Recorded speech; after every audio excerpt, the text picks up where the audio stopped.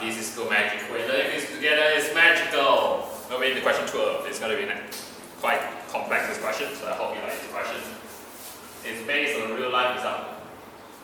You have a helicopter, it has a cable hanging from it towards the sea below, so let's say this is a helicopter.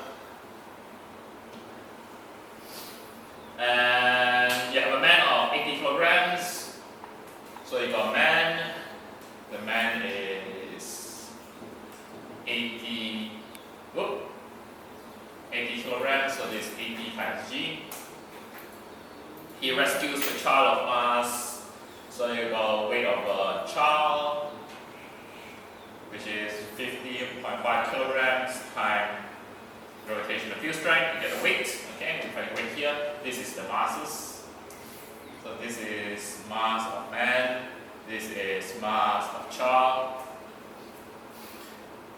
The two are attached to the cable and are lifted from the sea to the helicopter. So basically, you have the man who's going to rescue the kid,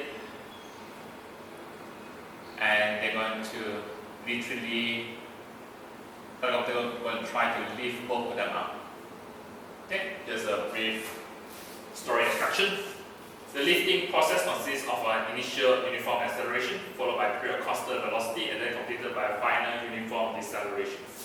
So what you have is, you have the whole process. There's diagram given as well. So helicopter is here, and you have the man and the child here at the sea. First, you're going to have initial acceleration, first phase. After that, you're going to have constant velocity, and then you're going to be followed by a final uniform deceleration. That's your phase 3. Questions like this are quite nice because it actually tells you what actually happens in real life. So once the guy grabs the kid, there's no forces acting on it. So in order for the object, the two objects to actually from velocity equals to 0 into a high velocity, you must have an acceleration.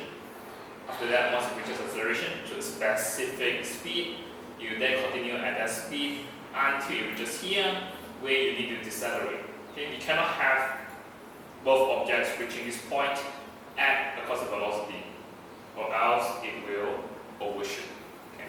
Think of it as a real life example. So when you look at questions, always treat it like a real life problem.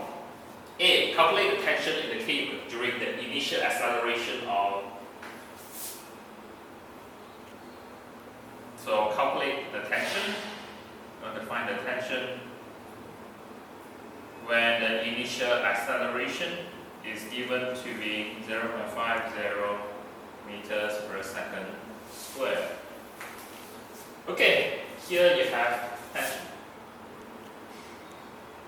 So this is the thing we need to find, and you're only given an acceleration of 0.50 meters per second.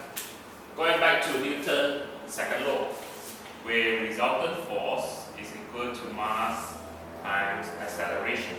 Here, the mass will be the total mass. We have the force we're looking for here will be tension. So when it comes to dynamics, when it comes to forces, you will need to draw a force diagram. You have a point mass here. This is the man, the child. So this is the weight, the total weight. And you have tension, which is tension of the cable here. Choose the direction. In this case, going up, so choose the direction upwards to be positive. And then off we go. So T minus total weight equal to mass total times A. Tension is equal to W total plus M total A. In this case, is going to be equal to your T weight total. These two add together, so it will be 80 plus 50.5 g plus the masses 80 plus 50.5, acceleration 0.570 meters per second. Okay, I'll let you calculate that. Click the clock while I'm going to check answer for you. So you'll be looking for an answer of around 1,350 newtons. A reminder when doing questions, it's always good to be able to get an answer, but understanding is the best part. Once you get an answer, when I think about it here, look at this. You have the total mass of man-child, total mass of man-child. But notice what you multiply it by. This one, by the gravitational field strength, that is their weight components. So the tension of cable first must be able to withstand this. Then there is additional force that the cable needs to maintain as well because of acceleration. So there is another additional component. So not bad. You can look at it this way. It's like it makes sense. Now moving on to A part 2. The period of constant velocity of 2 meters per second. So here they want the tension. When you have velocity equal to 2 meters per second.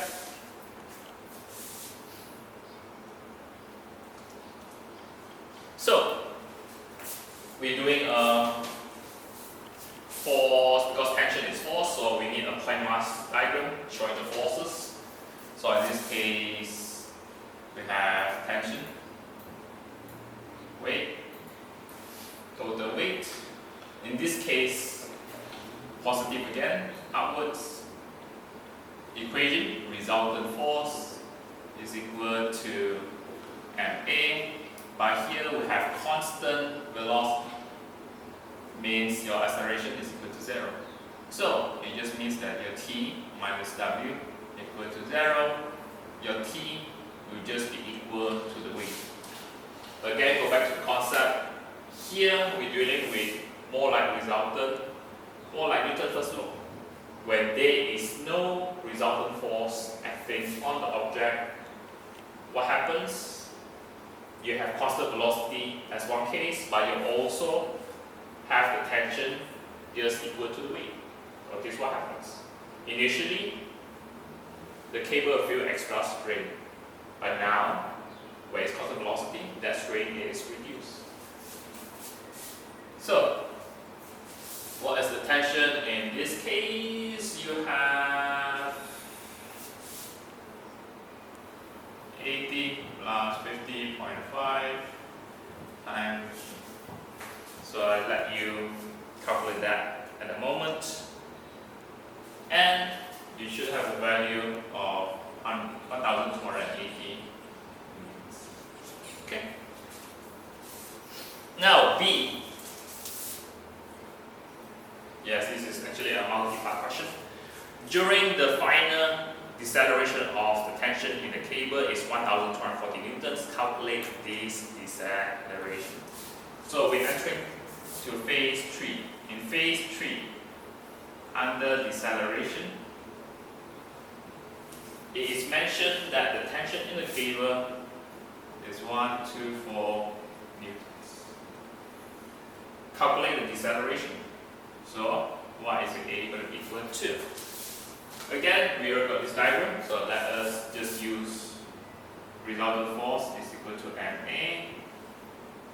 direction upwards, so it's actually T minus W total equal to ma,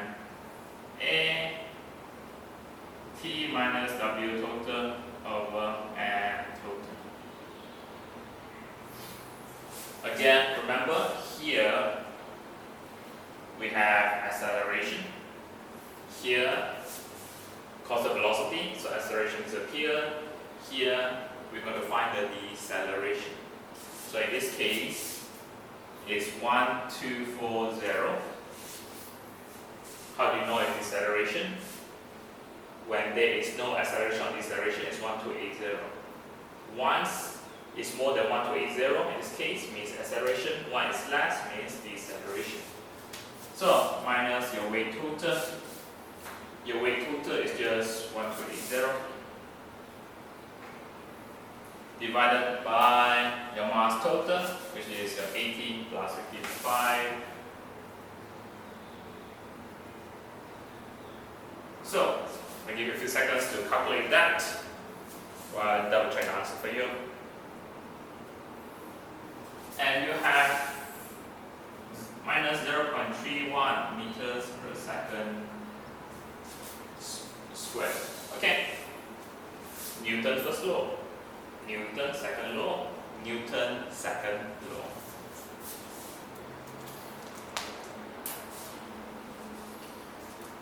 So, next part, we have C1.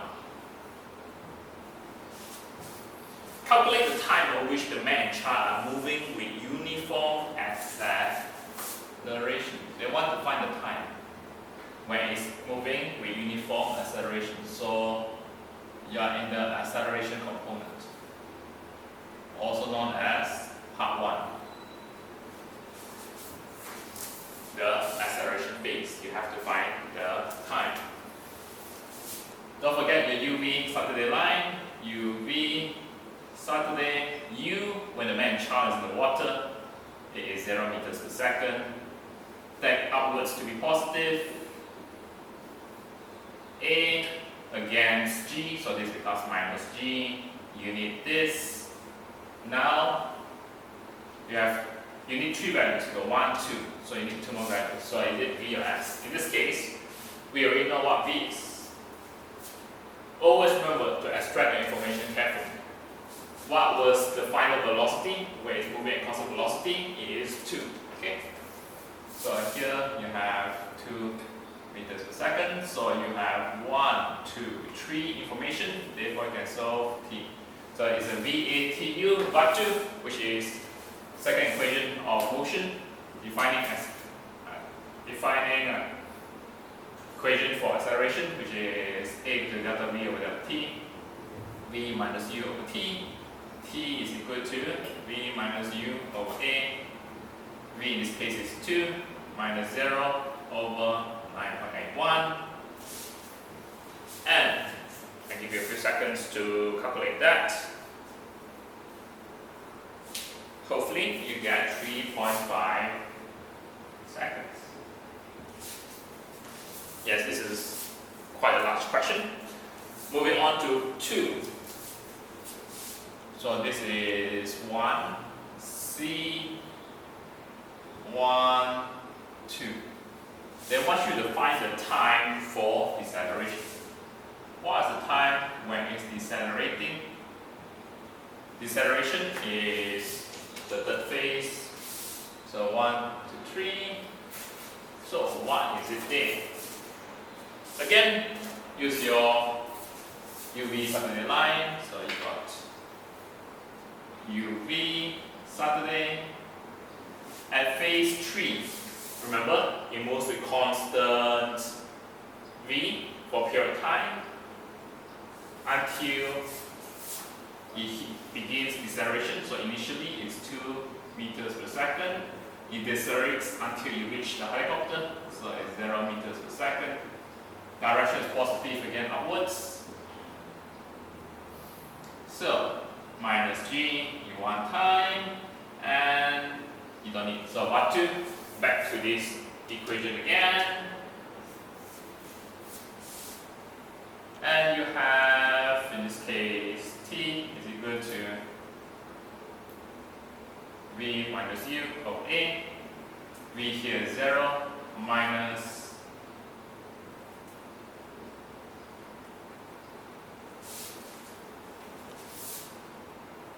2.0 divided by 8. It's a good thing that we have 2 questions like this side by side, because once you realize, wait a minute, impossible is going to be minus g. Why? If possible, both of them will be having the same time. Why? Careful, these sort of things will happen. Go back to the question. What did we find earlier? We had acceleration here. We had deceleration here. Why did I stop here? Because you have two similar working. So minus 9.81. Here, signs are very important. There's no such thing as negative time. Okay. So sometimes when you do a revision, when you hit a roadblock, do not worry, it's actually a learning experience. In this case, it's a very good learning experience because why? You notice you have two similar answers. And they will ask yourself, why are you calculating two similar answers? Second thing is, you double check equations. Wait a minute, it's minus g. It should be negative. There is no negative time. So what you do in the exam, first thing you do is just cross it out once, okay? Do not do a lot of cancellation, just make it neat and clear. Then this is wrong. Because why? You already got acceleration from A1, which is 0.570 meters per second squared. It comes from your extraction information for A1. Remember, you're not allowed to use TPACS exam, so you just rewrite everything. So 2.0 minus 0 over 0.570. Here in this case, the same thing.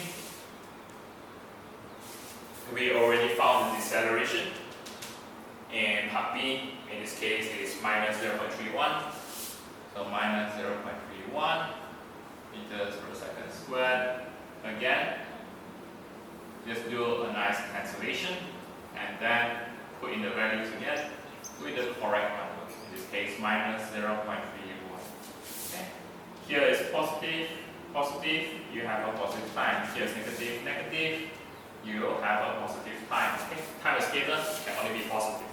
So in this case, for the first part, C1 acceleration time will be 3.5 seconds. Over there, the other one that should be around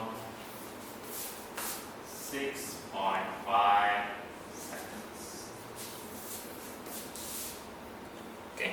Remember, every time you do mistakes during revision and things like that, it's a learning experience. Okay, so don't just rub everything off or take everything off and then restart the question. No, try to analyze what went wrong, what was missing. Once you do that, you realize, in the future, I have to be careful.